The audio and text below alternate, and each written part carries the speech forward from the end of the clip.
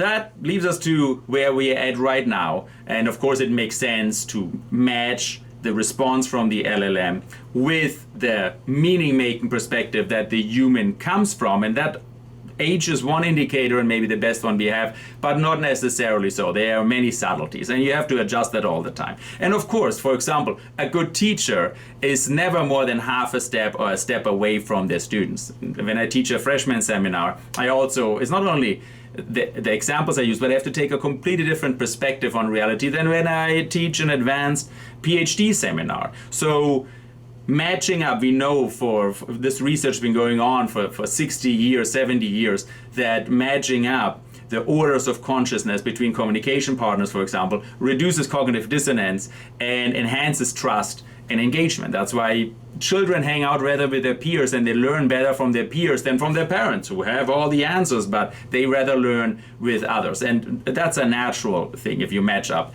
these stages. Second of all, there are also a lot of ethical implications that came up when we researched that.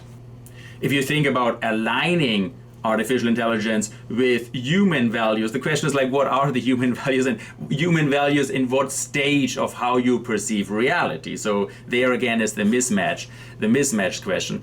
But it also goes further. For example, humans develop stage by stage by transcending and including ever more embracive stages through this recursive logic of becoming, integrating to higher levels of meaning making, whereas large language models, they don't develop in a sense that human development. They basically jump to a specific stage and then simulate that stage. Now we know from human research that this might lead to some complications. For example, we have cases of neurodivergence. If you think about a psychopath, for example, it's well known that a psychopath, yes, has an ego as a first-person perspective, but then in the second-person perspective of societal connection, of empathy, wasn't able to develop very deep. Now, a psychopath can develop to third-person perspective and even higher, and can cognitively understand social connections on the second person perspective, but cannot really feel them. And large language models also jump some stages, and a lot more research needs to be done. What needs to be considered if we're dealing with a neural net of this kind that has these kind of divergences, and what needs to be considered to safeguard that humans also have the right expectations. It's quite dangerous for humans often to deal with psychopaths because the social contract has just completely different expectations. And last but not least, the most interesting for us is the technological aspects of that. So we found that the default level of large language models is on third-person perspective, or 3.5, and that might just be a reflection of the training data set. That's just the internet is populated maybe more by corporate leaders and by the general population. That's what it trains. But we also have justified reason to believe that there are architectural constraints from the model itself.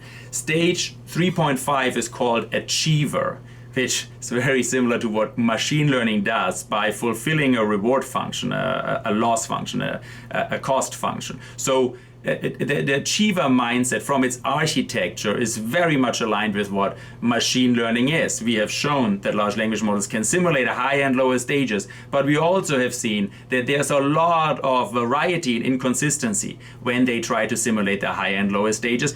And we need to dive deeper and see what is pre-training, post-training, what's the architecture, what's the design, and what's the model characteristics that can lead to that. Also, in order to understand the minimum requirement, we have shown that actually you need a certain number of parameters to achieve higher levels of meaning-making, orders of consciousness, of understanding of complexity, but might not necessarily be so. So we are looking forward to understanding more what is the necessary and what is the sufficient in order to simulate human stages of constructive development in meaning making.